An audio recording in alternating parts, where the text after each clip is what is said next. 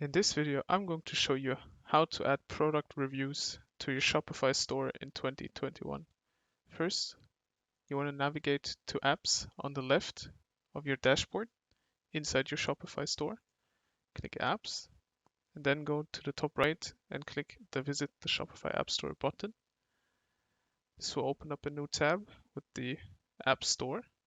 Search for Product Review. Click that. You want to scroll down until you see this star, Product Reviews by Shopify.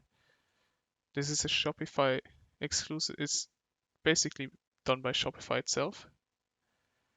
So this is completely safe and by far the best one of the product review apps, and it's completely free. Click Add App.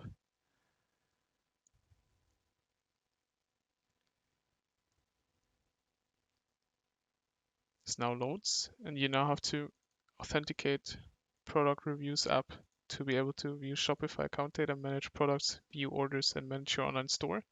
If you're okay with that, click Install App. If not, you can click Cancel. It's now being installed, and it's now checking our store for reviews, but we don't have any yet. And you can now add reviews to your product page. If this video helped you out, leave a like, comment, and subscribe. Bye.